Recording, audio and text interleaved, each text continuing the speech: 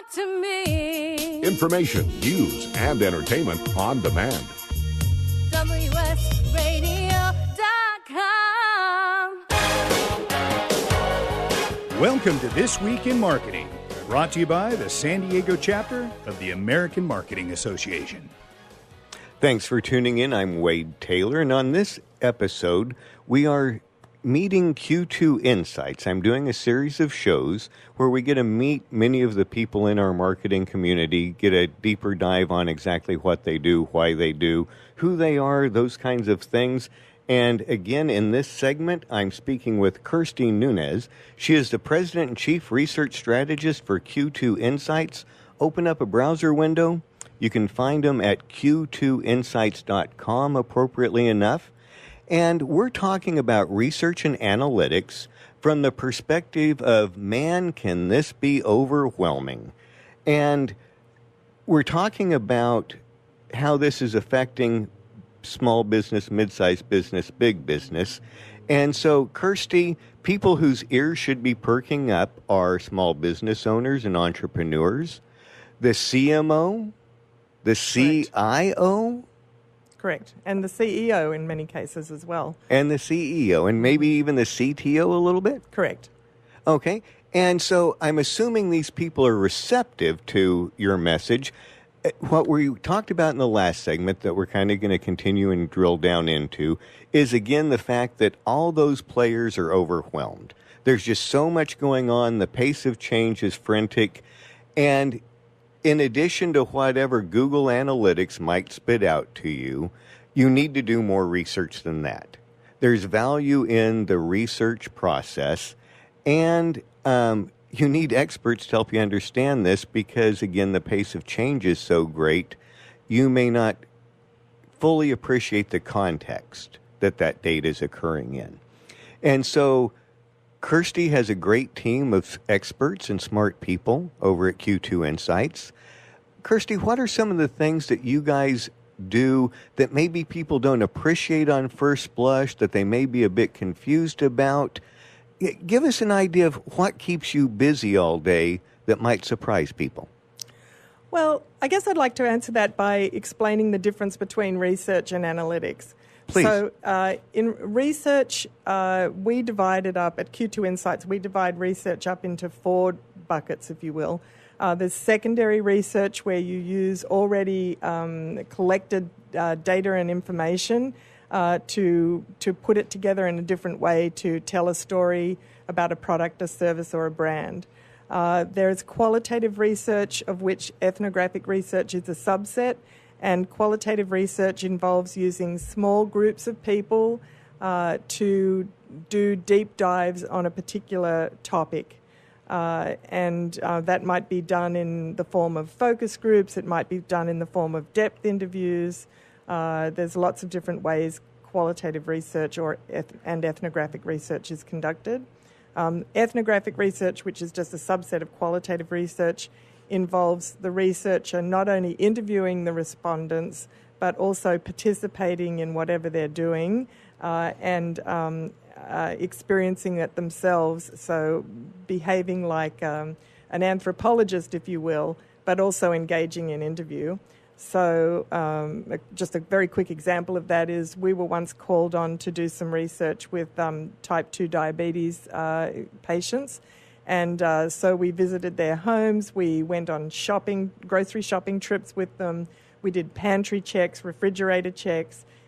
We interviewed them. We sort of lived with them for a while. We observed them in their own space, and we interviewed them. And in that context provides such a lot of rich data, and we were able to provide the client, who I can't tell you anything about, with a great deal of information. So now I've covered 2 of the 4, so secondary research and qualitative research. Okay, and if I can just interject, I trust you'll be able to continue with that.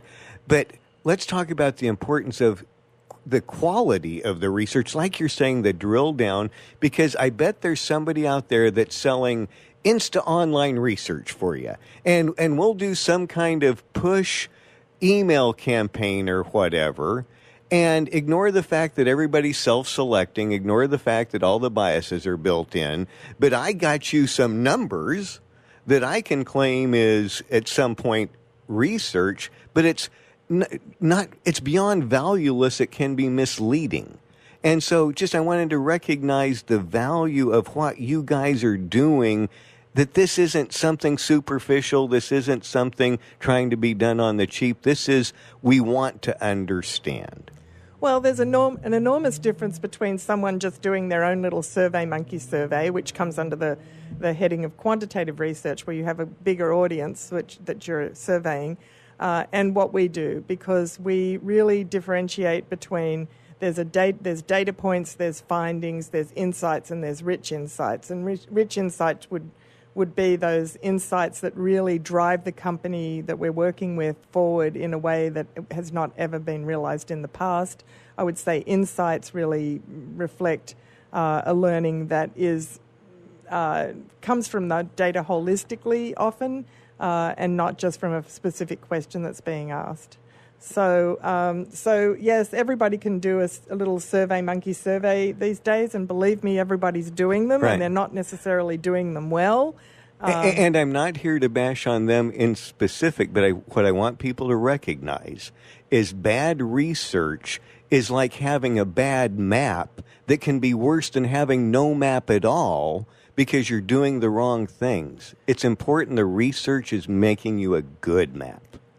Yeah, and it's unbiased, and the questions are asked in an unbiased way. I mean, there's that old adage, garbage in, garbage out. Exactly. You know, so to continue, you'd mentioned the two types of research, and now? So far I've mentioned secondary research and qualitative research. There's also quantitative research, which includes surveys of all kinds, which is always done with a large number of people that's sufficiently large that we can project the findings of that research to the total population.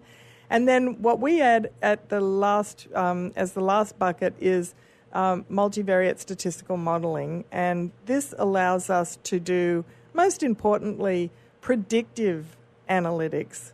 So a lot of the analytics that you derive from, say, Google Analytics, any kind of social analytics that you get, is really just reporting. It's reporting back, it's parroting back numbers, the number of people who did this or opened this or engaged with this. All very valuable data, but it's looking in the past. So the sort of analysis that we do is projecting to the future. So we can actually have a crystal ball for your business, if you will, and predict what will happen in the future with your market share, with your growth. We can help you decide what the optimal price for your product or service might be. There's all sorts of things that we can do that the normal person with the SurveyMonkey tool, which is a very valuable tool. I'm not being rude about that, but it's a very valuable tool. But we can take it a step further. Exactly, and again, giving the context to find that opportunity, right? Stopping bad things is simply a matter of recognizing pain. That's not difficult to do. You're talking about seeing the opportunity, understanding how the research all melds together.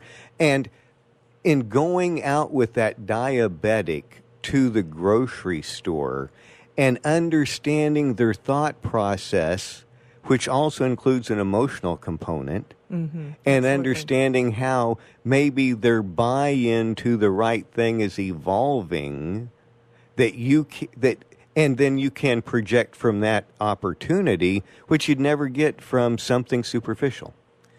That's right. And, you have to, I think one thing that's important to realize is that we are looking for patterns in qualitative and quantitative data and even secondary data all the time. We're experts at finding patterns in the data and discovering new information and new insights. The novice researcher is not expert in that area. And again, I'm not downgrading anybody's skills by any stretch of the imagination, but one thing that I train my team to do all the time is look holistically at the data as well as the minutiae, whether it's qualitative data, secondary data, or quantitative data, to really see the patterns in the data and how it all fits together. It's so valuable and really does yield insights that people, businesses have not noticed before. Yeah, it requires experience to be a master carpenter. That's right. And a master carpenter can do a wholly different job than a novice. And so part of this discussion is just to help people appreciate that. You guys are leaders here in our region in this area because of your value, because of your insights, because of your experience and expertise. And part of this is just so people acknowledge that. They recognize this is the value of working with a company like yours. With about a minute left, is there another story you have about some research you did that surprised you, what you found in the research? Well, I was actually thinking about that study we did with the diabetic patients, and one thing that was incredibly eye-opening to me is I interviewed a woman, and she had a number of children. She worked in a very reasonably paying job, but she was raising the children on her own. And when we went to the grocery store and we did the pantry check and the refrigerator check, we noticed that a lot of what she was feeding her kids were 10 pizzas for $10. Oh, right. Not fresh fruits and vegetables. And also during the interview told me that she had to make the decision between feeding her kids and buying her diabetic medication. So the obvious choice was feed the kids. So, Right. Oh, the challenges that we face in our lives and the harsh truths that can sometimes come out of research, but it's important for us to know the truth as we're running our business because that's the only thing that's going to keep us in business. Back in a moment here on This Week in Marketing, in conjunction with the San Diego chapter of the American Marketing Association, I'm Wade Taylor. Securing Our eCity Foundation is a nonprofit organization focused on cybersecurity awareness and education. Formed in 2011, their mission is to enable every San Diegan to live, work, and play safely in the cyber world. For more information, visit securingourecity.org or call 619-630-2444. securingourecity.org, 619-630-2444. securingourecity.org. Tired of presentations with no impact, no inspiration, and no traction? Do dull speakers have you and your team disengaged and distracted by smartphones? Christopher McAuliffe brings energy, insights, and 2 decades of experience, delivered with punch, humor, and heart. Your team will leave energized, uplifted, and with a sense of purpose. Visit ChristopherMcAuliffe.com to bring some heat to your next speaking engagement. McAuliffe. ChristopherMcAuliffe.com. Take a break from politics. Tune in and learn something. WS Radio shows are worth your time and are filled with tips and advice. Add us to your lunch routine, and we'll give you a meal for your mind. Kinja Dixon was crowned the #1 sales executive through hard work, deep thinking, and the revelation of universal talk laws. He now wants to share these lessons with you. Universal talk laws are what you need to know and use in business and at home to have successful and effective conversations. Kinja Dixon shares his wisdom, action plans, and wealth. Each book comes with a chance to win $10,000. Find Universal Talk Laws at KinjaDixon.com. Do you want to be a professional coach? Are you in business trying to make a real difference with people you manage or work with? Have you started a coaching practice that isn't quite getting off the ground? Get the skills you need to be a successful coach today with the Coaches Training Program from Accomplishment Coaching. The Coaches Training Program will show you how to help others focus and be more fulfilled. Whether you want to improve your company's bottom line or create a thriving coaching practice, Accomplishment Coaching can give you the distinctions and practices you need to coach others effectively today. Accomplishment Coaching has spent 6 years developing a cutting-edge coaches training program that will have you ready to coach people professionally in just 12 months, and you don't have to take time off work to do it. To find out more about the Coaches Training Program, just call 1-888-548-6813. That's 1-888-548-6813. Small businesses are the lifeblood of America's economy. Every Thursday, SBA Radio interviews industry professionals and is dedicated to provide small businesses with timely insights and innovations. Visit www.sbaradio.us for details.